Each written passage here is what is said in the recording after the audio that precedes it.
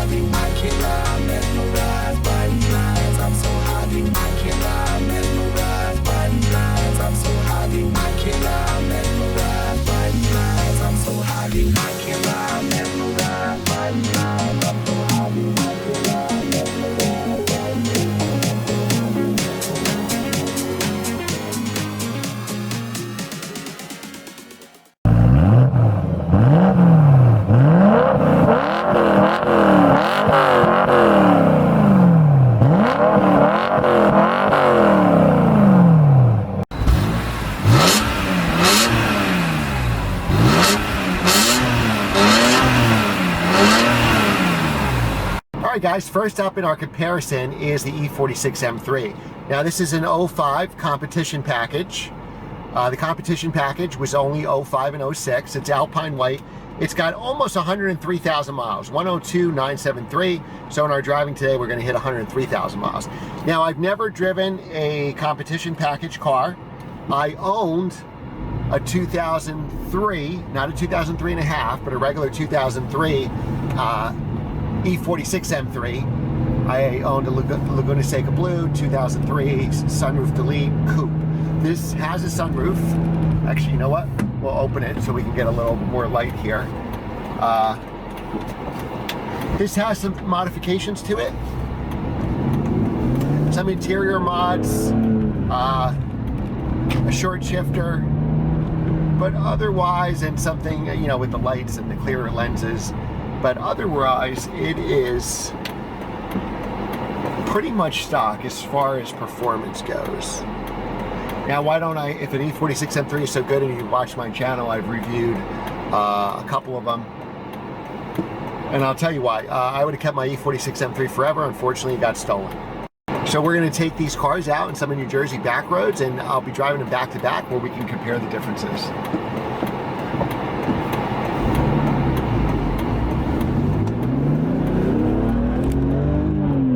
Now I drove the M2 here, so I think both of these cars are going to feel slower compared to the M2, but we're not comparing M2s today, we're comparing E46 versus E90. While the steering is much better in the competition package, I can tell that straight away.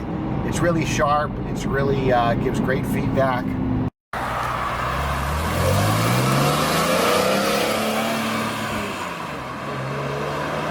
E46 M3s are just a joy to drive. Compared to a normal car, like let's just say compared to my M2, I don't know if that's a normal car, but the clutch is stiff, so it's not the best for riding around in traffic. When I had mine, I was using it as a daily driver, and when I got stuck in New Jersey's famous traffic, it was not fun. But again, these are older cars now, you're probably not daily driving them, so I think that kind of takes that out of the equation. Now the two transmission choices are a 6-speed manual or a sequential manual, which is actually a single clutch, not a dual clutch, BMW's infamous SMG transmission. There are a lot of people now that are doing SMG swaps. If you look at the price of manuals compared to SMGs, the SMGs are significantly less, so it may pay, look, if you find the exact color you want and everything else, it may pay to look into doing a 6-speed manual swap. These are rear drive cars, 3.2 liter straight six, which gives you 333 horsepower, 262 foot-pounds of torque. So it is not a torque monster. Depending on the transmission choice, it weighs about 3,450, 3,500 pounds, somewhere in that range. But it's just a very visceral car. I mean, this is more visceral than my M2. The last E46 M3 review that I did, I drove the M2 to the review just like today, and after driving an E46 M3 all morning, when I got back into the M2, it felt very electronic, very soft. You could tell that the steering was electric because this car has hydraulic steering, and as far as visceral, not performance, but as far as visceral feel, the E46 M3 I think beats it.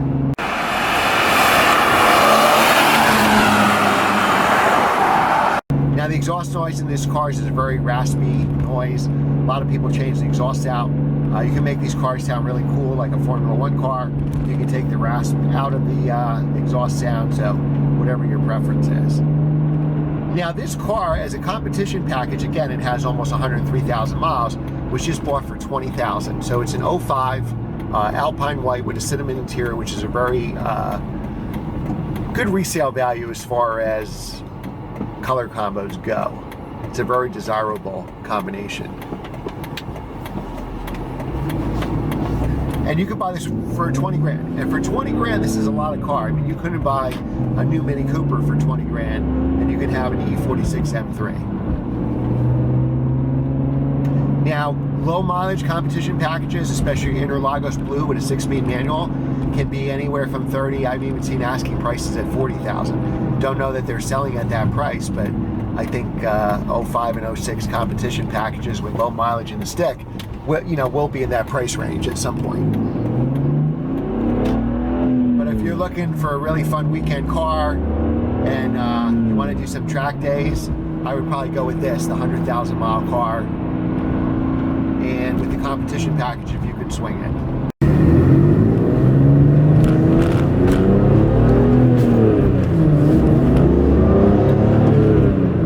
So again, in the United States, they sold these cars from 2001 to 2006. 05s and 06 are the competition package. If you want Laguna Seca Blue, that color was available from 01 to 04.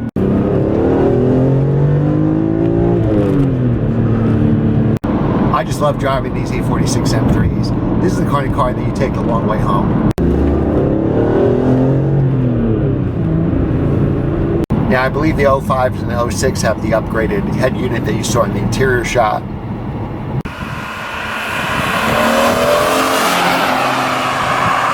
Now, this is a high revving motor. It revs to about 8,200 RPM. And the power is way up top. So if you want to get into power on an E46 M3, you really got to rev it out. You got to get to 6,000, 7,000, 8,000 RPM. And this car just sounds great when you're on it. I'm very familiar with the S54 engine. I have an S54 M Coupe, the Clown Chew, and I owned an E46 M3, so I've owned S54 engines for years.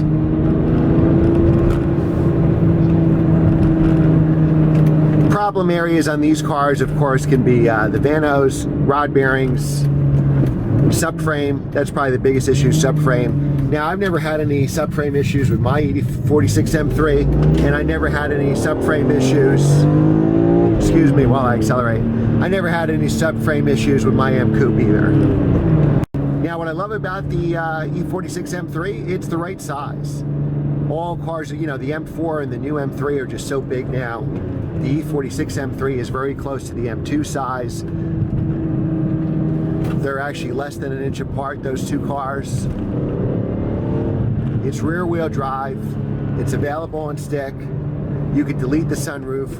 It's got an 8,000 RPM red line from a naturally aspirated 6-cylinder engine. So this is an era when BMW M cars were known for their naturally aspirated engines. So you had the S14 starting in the E30 M3, the S54 and the E46 M3s, the S65 and the V8 M3s, even the E39 M5 with the S62 V8. When you got an M car, you got a great engine. Now everything is just tuned and turbocharged and way better performance. You get the power down low because of the turbocharger, but it's just not the same as revving these cars out. The E46 M3 is not as fast as the newer M3, but you know what? I think it's more fun. I mean, I could drive this car on these roads all day. I mean, if you own this car, don't even go on a highway because you're just missing out on this car is in the turns. Now this is a stock suspension, a stock competition pack suspension. So again, the ride is stiff. So if you're looking for a luxury car, you know, you're better off with a you know, a regular 3 Series, an E46 3 Series than the M3 if you want something that's a little more luxurious, if you want a softer ride.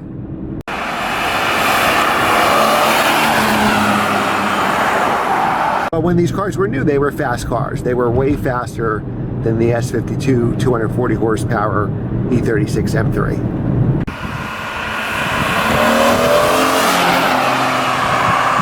So what does the M3 competition package give you?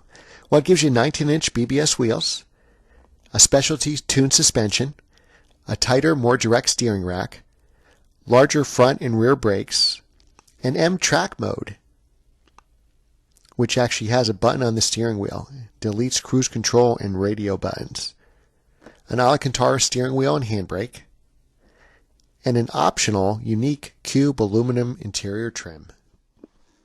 And I think that E92 M3's got its work cut out for it driving this car. This car is fantastic. So let's see how good the E92 can be.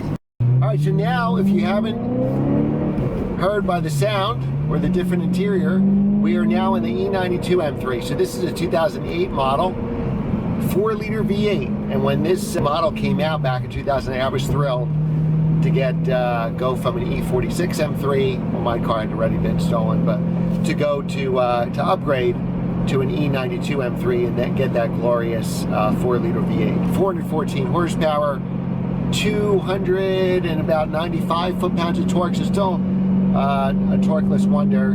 This basically is based on BMW's V10 engine with 2 cylinders cropped off of it. It's known as the S65 engine. It's available in a 6-speed manual like this one, or a dual clutch transmission. So remember, the SMG for the E46 M3 was the single clutch. This is a dual clutch transmission. Now this has that same 8200 red line. So again, all the power's up high, but a great normally aspirated motor. And when you're driving this car, you kind of see the hood bulge.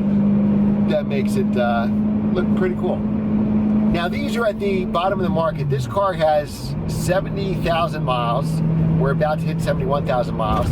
And my friend bought this car for 26 grand, maybe 26.5. And I think that's a steal. Now, an 08 is the first year model, so they're the cheapest. They did a lifestyle update in 2009, the LCI update.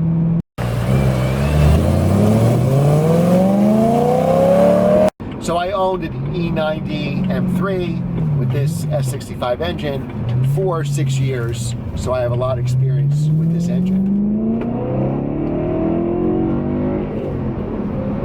Now this car is faster than the E46 M3. It's 0 to 60 motor weak, and they don't really adjust for temperature or altitude. Motor weak got a 4.3 second 0 to 60 time. And if I remember correctly, a 12.7 quarter mile. This V8 just sounds great. Now this again has sound enhancements to it as far as Warren's got an exhaust on here, headers, so it makes a difference as far as sound goes. But this is the more capable car. If we were doing a race or an autocross, this car is going to have the better lap time. It's got the better stereo, it's got the better navigation, it's got the better, you name it, it's got everything better. The E92 series M3s actually had an M button that sharpened the throttle response. You could do your favorite M settings. Now, when I had my M3, the only way you could get the M button is if you got the navigation. And I didn't have a navigation car because you need to go into the nav to save your favorite settings. There's 2 steerings, type of steerings, comfort and sport, I believe, throttle response. So there's a couple different suspension settings where you can take off the electronic nannies to an extent.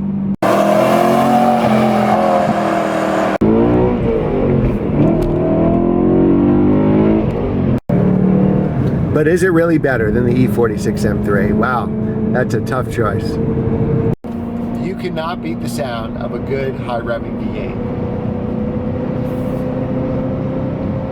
Now, Warren's probably one of the few people that actually paid less for a competition package E46 M3 than his E92 M3. So I think the E92 M3s right now are at the bottom of the market. I mean, the most collectible, probably E90 series M3 would probably be a Lime Rock edition in stick, because they only made about 200 of those, but most of them are DCT.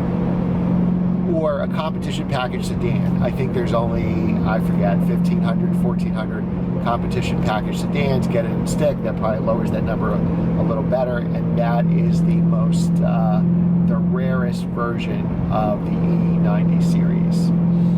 But the fact that there's a ton of E92 coupes for sale. Pick your transmission, the great DCT or a 6-speed manual like this one, and the fact that you can get them for mid to high 20s is a steal. The car is only going to go up from here. The E46 M3 is already going up in value.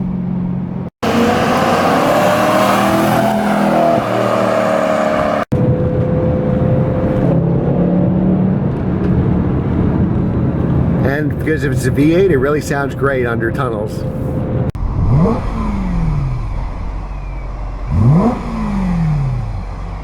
Now, which would I choose? That's a tough choice. You know, the newer car, they built these cars from 2008 to 2013. So you can get into a 2013, which at the time of this filming is only 4 years old, maybe 5 years old now. The 2008 models are coming. So a 5-year-old car still has a decent, well, I mean, I'll be honest, the navigation is horrible.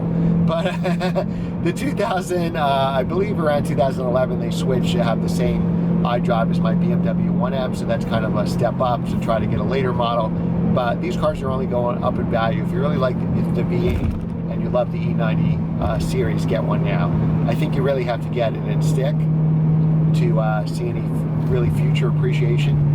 But this car is definitely going to go down into a classic, as a classic.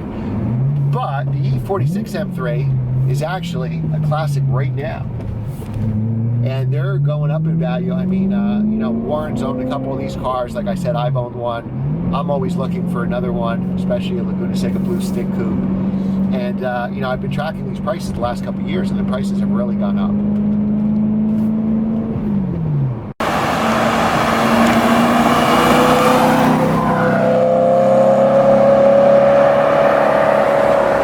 If you're looking for an investment car and you want to maybe make a profit now or drive something for a year or two or a year and then sell it, I would probably go for the E46 M3. If you want to keep this car a long time and you have a longer time frame, at least 5 years, then I think it makes sense to pick up an E90 series M3. I think the older car always goes up first, and it probably the E90 series going up will probably be like in the next 5 years or so. It may take till the next generation M3 comes out and people go, hey, you know, back in 08 they actually made a V8 6-speed M3, you know, and then everybody's going to want to go back and buy one of these cars. This is a tough choice. You know, coming into this contest, I was thinking E46 M3 all the way, but this car is really good. I love the S54 engine, but it doesn't sound like this S65. So which one would I pick? Wow, what's the conclusion here? I mean, you have two fantastic cars. You can't go wrong with either car. You cannot go wrong with either car. Probably, if it were me, I like cars that appreciate in value. I feel kind of robbed that I didn't have as much time as I wanted to with my E46 M3 because it got stolen.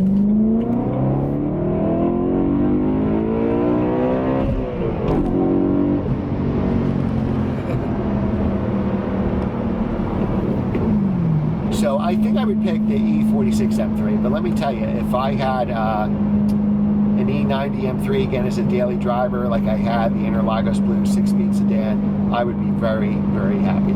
So you can't go wrong with either car. Leave your comment below, which would you pick, and E46 M3 or E92, and get in, be as detailed as you want. Tell me what color combo you want, what transmission choice you would take. And that brings up a good point, actually. If you are looking for a sequential manual transmission, I would go with the E90 series all the way. The dual clutch in this car is actually great. It is so much better than the SMG. So for that reason, to me, it's no contest. Stick for stick, I think the E46 M3 edges out the car for just more visceral and I would try to get a competition package. But if you can't get a competition package, get a 2001. So leave a comment below.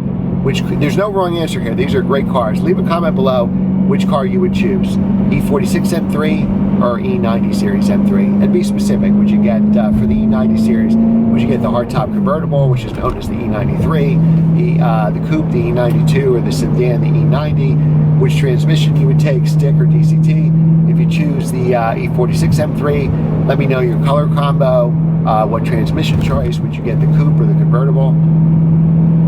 Be sure to hit that subscribe button. I am unemployed now, so the only way I can keep doing this is if you guys subscribe, share, and grow my channel. I appreciate the support. Give this video a thumbs up, and make sure to leave your comment below which car you would choose. Remember to check out our website, glenscarcollection.com, where we have buying guides on these cars, ebooks, and special thanks to Warren for letting me drive both of his M3s. Check out Warren's YouTube channel, BMW Sports Car. Click on the link below and subscribe.